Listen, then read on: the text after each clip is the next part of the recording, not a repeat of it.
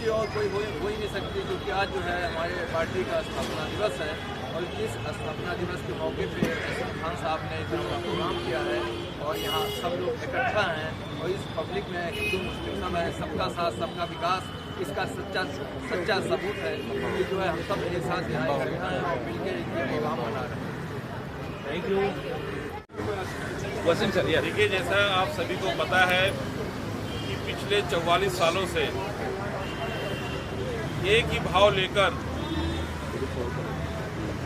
कि भारतीय जनता पार्टी कैसे हमारे देश की तरक्की हो, कैसे देश की एकता अखंडता कायम रहे, एक नेक नीयत और साफ नीति के तहत 2 सांसदों की पार्टी हुआ करती थी और आज आप सभी को भली भांति पता है कि आज 300 से ज़्यादा सांसद वाली पार्टी है, लेकिन उसी सेवा भाव के साथ निरंतर ये पार्टी काम कर रही है।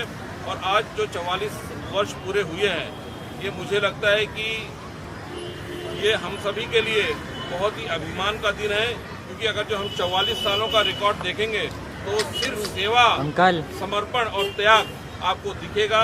हमारा कार्यकर्ता सिर्फ राष्ट्र हित में कैसे देश को आगे लेके जाया जाए उसके तहत काम कर रहा है, सेवा के भाव से।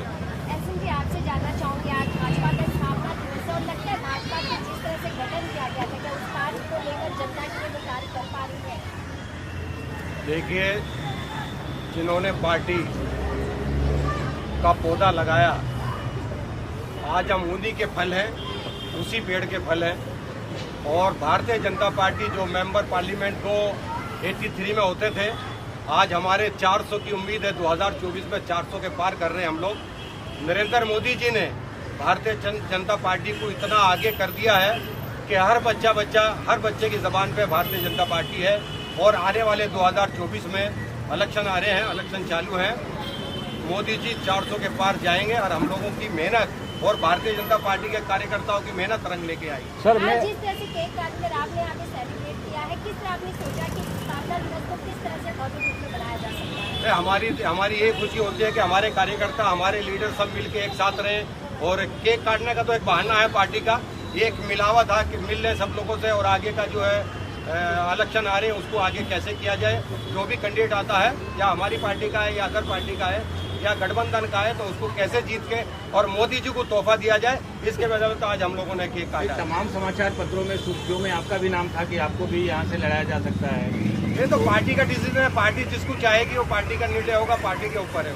सर, मैं आपसे जानना चाहता हूँ, स्थापना दिवस बहुत महत्वपूर्ण होता है और कोई अपने अपने तरीके से उसे सेलिब्रेट करता है, लेकिन आज जो स्थापना दिवस है, केक के अलावा कुछ और आप लोगों ने कुछ सेलिब्रेट किया है? कुछ देखिए, हम सबके जो महाराष्ट्र के अध्यक्ष हैं आदरणीय चंद्रशेखर बावनकुले जी और हमारे मुंबई के अध्यक्ष श्री आशीष शेलार जी के नेतृत्व में पूरे मुंबई में सेवा के भाव से कार्य हो रहे हैं।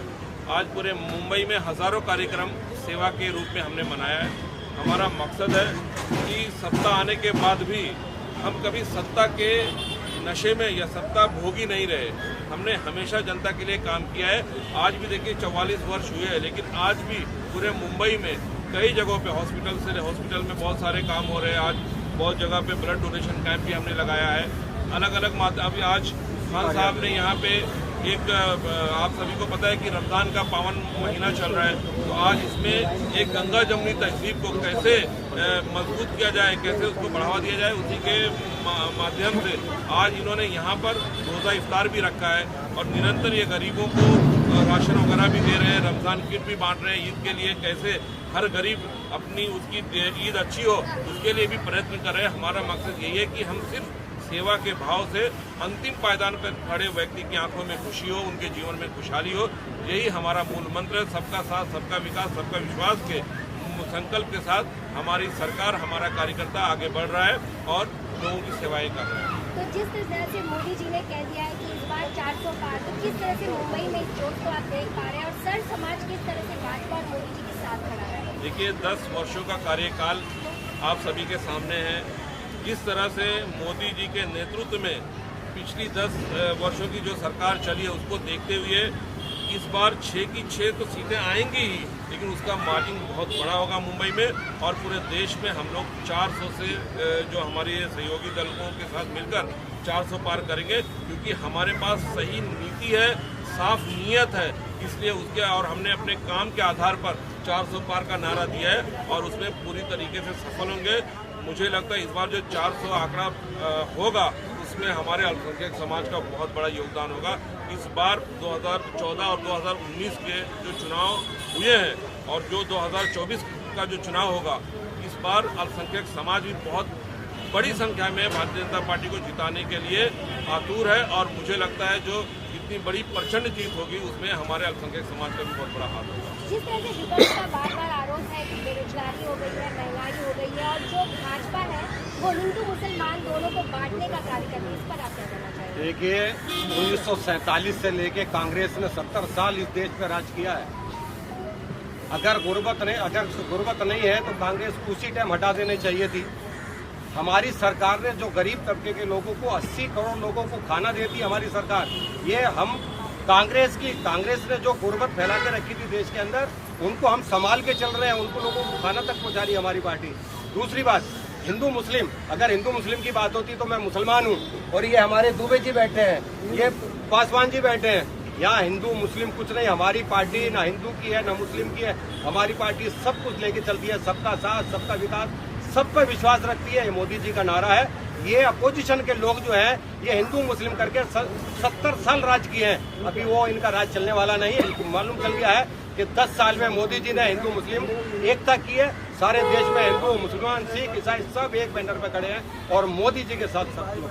वसीम जी, अगर बात करें कांग्रेस के कई ऐसे बड़े चेहरे हैं जो कहीं ना कहीं पार्टी को छोड़कर भाजपा या शिवसेना का दामन थाम रहे हैं, वहीं एक बड़ा नाम है संजय निरुपम जी का। उन्होंने भी पार्टी को जिस तरह से पार्टी को इस्तीफा दे दिया है, वो बाहर निकल चुके हैं। क्या लगता है भाजपा उन्हें मौका देगी? देखिए, हम पिछले 10 साल से ये बता रहे हैं कि एक शेर के साथ मैं इस आपके सवाल का जवाब दूंगा कि घर सजाने का तस्वुर तो बहुत बाद में है, पहले ये तय तो करो घर को बचाएं कैसे। तो भारत जोड़ो यात्रा पे उनके युवराज निकले हैं, लेकिन आपको पता है एक एक करके ये जो कांग्रेस का कुनबा है वो पूरी तरीके से टूटता जा रहा है। लेकिन जब आप राजनीति एक लाभ के, अपने पर्सनल लाभ के लिए जब राजनीति को आगे बढ़ाएंगे ना, तो वहाँ ये होना स्वाभाविक है। जब आप देश हित की बात करेंगे, जब आप राष्ट्र हित की बात करेंगे, तो वहाँ परिवार बड़ा होगा। आज दुनिया की सबसे बड़ी पार्टी हम क्यों है भाजपा, क्योंकि हमने पहले कहा कि हमारी नीति और नीयत दोनों साफ है, इसलिए हमारी एक ही संकल्प है। हमने कभी अपने बारे में नहीं सोचा, हमारा देश, हमारे राष्ट्र के बारे में हम लोग सोचते हैं, तो इसलिए हमारा परिवार बढ़ेगा। और जो जिनकी सोच तुष्टीकरण की सोच है, जिन्होंने हमेशा जात पात और देश को जात पात में बांटा है, स्वाभाविक रूप से एक समय तक तो ज़रूर आप किसी को भ्रमित कर सकते हो, किसी को बेवकूफ़ बना सकते हो, लेकिन वो समय जब आएगा, जब आपका राज पूरी तरीके से खुलेगा और लोगों को मालूम पड़ेगा, तो आपका पूरा कुनबा खाली हो जाएगा। आज कांग्रेस मुक्त जो नारा दिया था माननीय मोदी जी ने, आज मुझे लगता है कांग्रेस मुक्त भारत अपने अंतिम पड़ाव में है। आप 2024 के बाद देखेंगे कि कांग्रेस मुक्त भारत पूरी तरीके से हो जाएगी। लेकिन ईडी का डर बताया जा रहा है, ईडी के डर से लोग पार्टी को छोड़कर आ रहे हैं। देखिए, ईडी अपना काम कर रही है, वो स्वतंत्र है अपनी कार्रवाई करने के लिए। जितने भी भ्रष्टाचारी हैं, भ्रष्टाचारी का कोई दायरा नहीं है, उनमें कोई वीआईपी और वीवीआईपी कल्चर नहीं है। जो देश को लूटने का काम करेगा, जो चोरी करेगा, उसको सजा अवश्य मिलेगी। ईडी अपना काम कर रही है। आपको पता है कि जिस तरह से 2014 के बाद मोदी जी सक्रिय हुए हैं, इस देश से जो गुंडागर्दी है, जो माफिया है, वो नस्त नाबूद होते जा रहे हैं, मिट्टी में मिलते जा रहे हैं। इसलिए उसी के तहत ये कार्रवाई हो रही है। ईडी का डर उन्हें है जिन्होंने गलत काम किया है।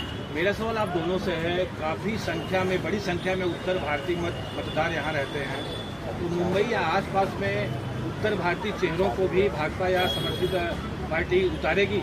देखिए, समय समय पर आपको पता है कि उत्तर भारतीयों का जो समर्पण है, जो भारतीय जनता के प्रति उनका लगाव है, हमेशा से उनको सम्मान पार्टी ने दिया है। आप ही के बीच के रहने वाले यहाँ कृपा शंकर जी को जौनपुर से लड़ाया है। आपको पता है वो मुंबई का है, लेकिन उनको जौनपुर से लड़ाया क्योंकि उनकी वहाँ पे जन्मभूमि है। और यहाँ पे भी विद्या ठाकुर जी हैं, जिनको यहाँ मुंबई ने MLA बनाया है, मंत्री भी बनाया है। तो हमको बराबर से उत्तर भारतीयों को सम्मान मिला है।